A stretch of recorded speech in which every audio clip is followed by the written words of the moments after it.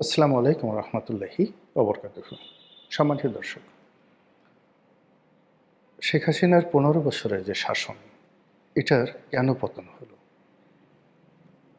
তার দীর্ঘদিনের যে অভিজ্ঞতা এবং অতীতে বিশেষ করে ১৯৯৬ থেকে ২০০১ সন পর্যন্ত একটি সফল সরকার পরিচালনার যে ঐতিহ্য, তার সঙ্গে সুদীর্ঘ রাজনৈতিক অভিজ্ঞতা, রাজপথের অভিজ্ঞতা এবং তার রক্তের মধ্যে যে প্রবাহমান রাজনীতির যে ধারা, এটি বাংলাদেশের দ্বিতীয় কারো নেই। তো সেই অর্থে তিনি লড়াই সংগ্রাম করে যখন ১/১১-র পরবর্তী যে সরকার, সেই সরকারের প্রধান হলেন। বলা হয়ে থাকে যে ১/১১-র সময় যে নির্বাচনটা হয়েছিল সেটি সমঝোতার ভিত্তিতে হয়েছিল এবং সেই সমঝোতার সময়টিতে যে ভুলগুলো করা হয়েছিল, এবার সেই ভুলগুলো করা হয়নি। আবার এইবার যে ভুলগুলো করা হয়নি ত্রয়োদশ জাতীয় সংসদ নির্বাচনে, ঠিক এইরকমই একটা ফলাফলের আশা বিদেশি যারা নেগোশিয়েটর ছিলেন তারা ২০১৮ সনে করেছিলেন, কিন্তু সেটি যে কোনো কারণে সম্ভব হয়নি। তো সেই বিষয়গুলো পরের ব্যাপার। আগে যেটা বলে নিই সেটা হলো আমাদের দেশের যে রাজনীতি, সে রাজনীতিতে সবসময় বিদেশিদের একটা হস্তক্ষেপ থাকে। সেই রাজনীতিতে বিদেশির প্রভুদের প্রভুত্ব থাকে। সেনাবাহিনী, পুলিশ বাহিনী, অর্থ, বিত্ত, আমলা, হুন্ডা, গুন্ডার একটা প্রভাব থাকে। আর বিশেষ করে সেই যে সামরিক শাসনের আমল থেকে, সেটা খন্দকার মোশতাকের সেই সামরিক শাসন বলেন, কিংবা ধরুন জিয়াউর রহমান সাহেবের সামরিক শাসন বলেন, ঠিক সেই সময় থেকে নির্বাচন যেভাবে ম্যানুপুলেট হচ্ছে, যেভাবে হা না ভোট, যেভাবে ঠিক রাতের ভোট, দিনের ভোট, গৃহপালিত বিরোধী দল ইত্যাদি যে সংস্কৃতিগুলো, এটা অপসংস্কৃতি বলা হবে, সংস্কৃতি নয়, যেগুলো চালু হয়ে আসছে আমাদের দেশে, এটা তো থামছে না। সেই তুলনায় যদি আপনি ধরেন যে ১৯৭০ সনে মার্শাল অ্যাডমিনিস্ট্রেটর ইয়াহিয়া খানের জামানাতে যে নির্বাচনটি হয়েছিল, এটা ওয়ান অফ দ্য ফাইনেস্ট নির্বাচন। আবার পাকিস্তান জামানাতে যেটা ১৯৫৪ সনে নির্বাচন হয়েছিল, বাংলাদেশে যদি সত্যিকার অর্থে কোনো অংশগ্রহণমূলক উৎসাহ এবং উদ্দীপনার সঙ্গে, প্রতিযোগিতার সঙ্গে কোনো নির্বাচন হয়ে থাকে, সেটা হলো 1954। আর বাকি যে নির্বাচনগুলো, প্রায় সব নির্বাচনগুলো কিন্তু হুজুগে হয়েছে। ১৯৭৩ সনের যে প্রথম সংসদ নির্বাচন হুজুগে হয়েছে। ৭৯ সনের সংসদ নির্বাচন, রাষ্ট্রপতি নির্বাচন, হানের নির্বাচন, ৮৬, ৮৮, বোগাজ নির্বাচন। শুধু ৯১, ৯৬, ২০০১ এই তিনটি নির্বাচনে যে অনিয়ম বা যা কিছু আছে, এটা একেবারে সীমিত। বলা হয়ে থাকে যে স্বাধীন বাংলাদেশে মূলত ৯১, ৯৬ আর ২০০১ এই তিনটে নির্বাচন ছাড়া বাকি নির্বাচন নিয়ে বহু প্রশ্ন আছে। আমি ২০০৮ সনে নির্বাচনের সংসদ সদস্য হয়েছিলাম। আমারও এলাকাতে প্রতিযোগিতা ছিল, কিন্তু এখন অবস্থার দৃষ্টিতে যেটা মনে হচ্ছে যে গলাচিপা দশমিনাতে যে প্রতিযোগিতা ছিল বা ভোট ছিল, এটা সারা বাংলাদেশে এই দৃশ্য ছিল না। আমরা ২০১৮ সনে, ২০১৪-তে, ২০২৪ এবং এই যে ২০২৬ যে দৃশ্য আমরা দেখেছি নির্বাচনের ফলাফলের ক্ষেত্রে, এটা সেই ২০০৮ থেকে ধীরে ধীরে ধীরে ধীরে শুরু হচ্ছিল। কখনো নির্লজ্জ, কখনো প্রকাশ্য। তো এনিওয়ে, এইবার অবিশ্বাস্যভাবে জামাতের যে জোট, তারা ৭৮টি আসন পেল। তো বিএনপির জোট যদি ৯০টি বা ১০০টি সিট পেত ২০১৮ সনে, তাহলে কি শেখ হাসিনার আজকের এই পরিণত হতো? কারা তাকে সেই দিন এই কাজ করতে দেয়নি? তো এই যে এরকম অনেকগুলো প্রশ্ন। আর এখন যে দৃশ্যগুলো আমরা দেখতে পাচ্ছি, কেউ শেখ হাসিনার সঙ্গে এই মুহূর্তে নেই। আর যারা পালিয়ে আছেন, তার সঙ্গে যারা আছেন, তারা মানে কেউ নৈতিকভাবে বাংলাদেশে আসবে, আগামীতে রাজনীতি করবে, তাদের বিরুদ্ধে যে সকল মামলা মোকদ্দমা, দুর্নীতির অভিযোগ আছে, এইগুলো তারা কাটিয়ে উঠে আবার রুখে দাঁড়াবে, এটা কার্যত অসম্ভব বিষয়। অলৌকিক কিছু যদি না ঘটে, তাহলে হয়তো মানে ওই ধরনের যারা রাজনীতিবিদ তাদেরকে আর বাংলাদেশে বরণ করে নেওয়া হবে না। আওয়ামী লীগ ফিরে আসবে, এখনও আওয়ামী লীগ আছে, হয়তো নতুন নেতৃত্বে। এমনকি যদি বর্তমান সরকার ফেল করে, সেক্ষেত্রে আওয়ামী লীগ আরেকটি নির্বাচন এলে ক্ষমতায় আসবে, সেটাও ঠিক আছে।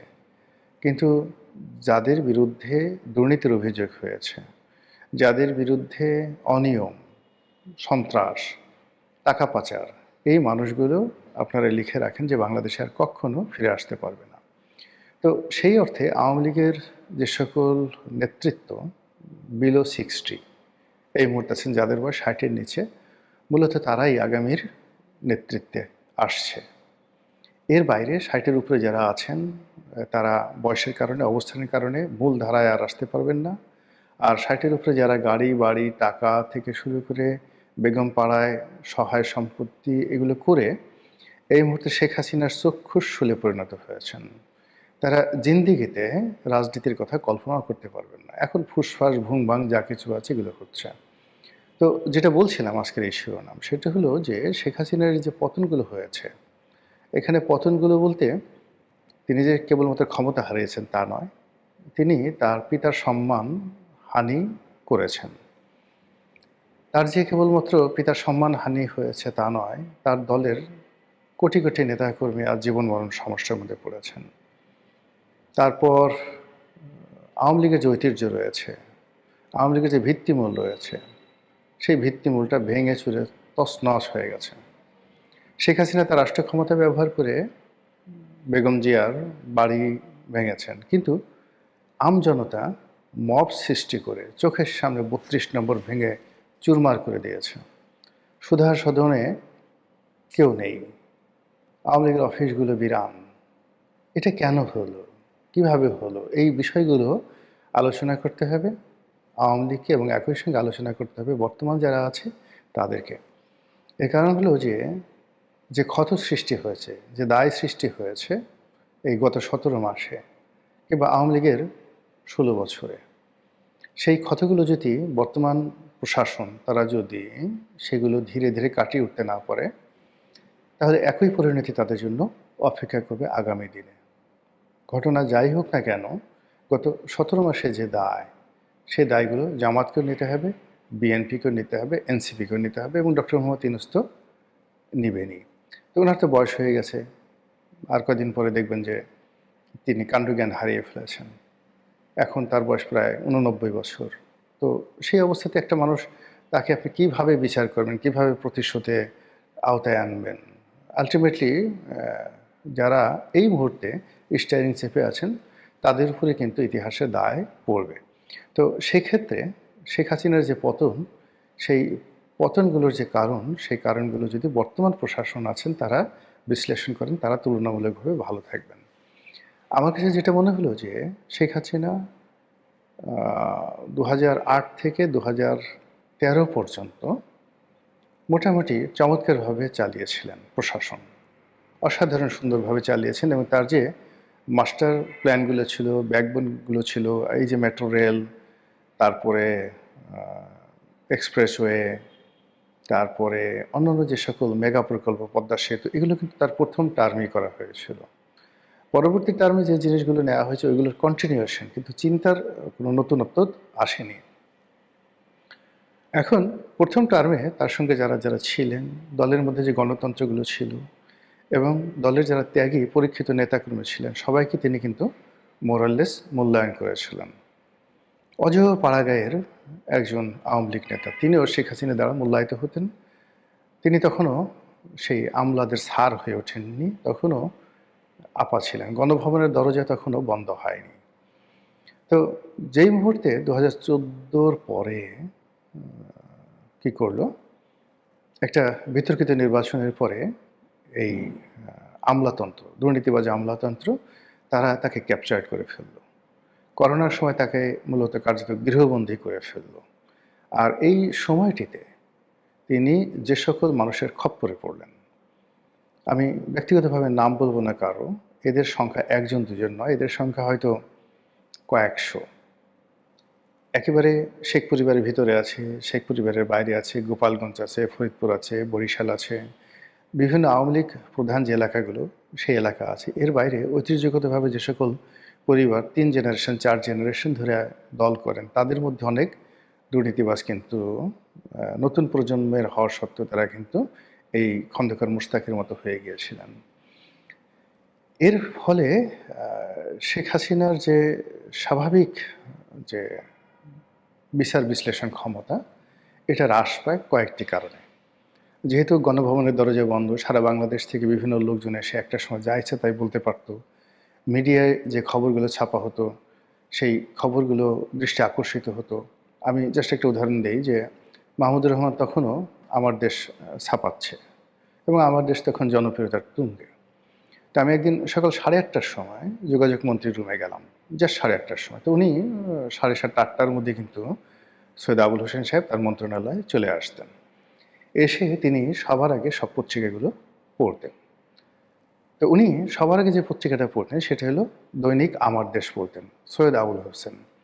এবং সেখানে রেলওয়ে থেকে শুরু করে যোগাযোগ মন্ত্রণালয়ের সেই দিনের যত রকম নেতিবাচক খবর, সেই খবরগুলো তিনি মার্ক করেছেন। এরপর যখন 9টা বাজলো, সবাই কর্মকর্তারা এলো, তিনি সবাইকে জিজ্ঞাসা করলেন এগুলো কি হয়েছে। তো আমলারা আমার সামনেই তারা বললেন যে জি স্যার, পত্রিকায় যে রিপোর্ট ছাপা হয়েছে এগুলো সত্য। তো বোঝার চেষ্টা করুন এটা 2009-10 সনের ঘটনা। তো এরকম যে ট্রান্সপারেন্সি যেটা ছিল সেটা 2019-এ ছিল না, কিংবা 2023-এ ছিল না। যদি থাকতো তাহলে শেখ হাসিনা অনেক ভালো করতেন। বরং আমরা যারা এত কথা বলতাম, আমাদেরকে নানাভাবে ভিলেন বানিয়ে এমন অবস্থা তৈরি করা হয়েছিল যে গণভবন থেকে শুরু করে প্রশাসনের সর্বস্তরে আমাদেরকে রীতিমতো ব্লক করে দেওয়া হয়েছিল। আমাদের কোনো লেখা পড়া যাবে না, আমাদের কোনো কথা শোনা যাবে না, এবং আমরা যদি কোনো কথা বলতাম সেই কথা ব্ল্যাক আউট করে দেওয়া হতো যেন শেখ হাসিনার কানে না যায়। ফলে তিনি সবসময় একটা চার্মিং মোডে থাকতেন, সবসময় ইতিবাচক মনে করতেন তিনি রাইট, তাকে যা শোনানো হচ্ছে সবই ঠিক আছে, এবং টিল নাও এখনও পর্যন্ত তাকে কিন্তু ওইভাবে কিন্তু বোঝানো হচ্ছে যে আপা সারা দেশটা তছনছ হয়ে যাচ্ছে, সমস্ত মানুষ আপনার আশায় বসে আছে, আপনি গেলেই টুস করে ক্ষমতায় বসে পড়তে পারবেন। তো এইরকম চারিদিকে যখন বিভিন্ন প্রণোদনাকারী বা বিভিন্ন প্রবোধ দানকারী চাটুকার তেলবাজরা যখন এই ধরনের কথাবার্তা বলে, আর সেটাকে যাকে বলা হয় নিয়ন্ত্রণ করার জন্য যে মিডিয়া লাগে, দেশি এবং বিদেশি মিডিয়া, তার সঙ্গে প্রধানমন্ত্রীর সরাসরি যোগাযোগ থাকার দরকার আছে, যেটা অতীতে 2014 সনের পরে ওনার সেই জিনিসটা ছিল না।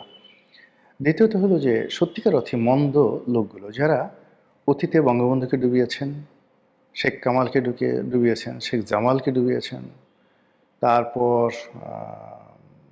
আরও অনেককে ডুবিয়েছেন, সেই সমস্ত মানুষগুলো বা তাদের সন্তান সন্ততিরা 2014 সনের পরে শেখ হাসিনার খুব কাছাকাছি চলে আসে, এবং এদের প্রয়োজনায় শেখ হাসিনার একটা সময় তার মধ্যে একটা আত্মবিশ্বাস জন্ম নেয় যে তিনি যতদিন জীবিত আছেন ক্ষমতায় থাকবেন, তিনি যেখানে হাত দেন সেখানে স্বর্ণ ফুলে যায়, তিনি যা ইচ্ছা তাই করতে পারেন, তিনি যাকে ইচ্ছে তাকে রাষ্ট্রপতি বানাতে পারেন, যাকে ইচ্ছে তাকে স্পিকার বানাতে পারেন।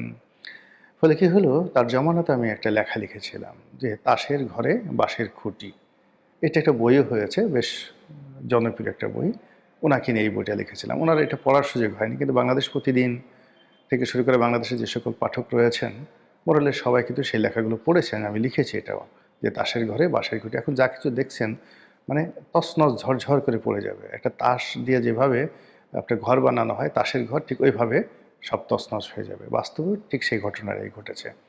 অবাক করার ব্যাপার হলো যে এখন আওয়ামী লীগের যে সমস্ত লোক দেশের বাইরে আছেন, তারা এই মুহূর্তে যে সমস্ত আমলা কামলা বা যারা এখন অবশিষ্ট রয়েছেন প্রশাসনে, তারা বর্তমান সরকারের সাথে যে সকল কথাবার্তা বলছে এবং যেভাবে আওয়ামী লীগের বিবোধ গাইছে, এতে করে আওয়ামী লীগের লোকজন যারা আছে তারা আরও হতাশ হয়ে পড়েছেন।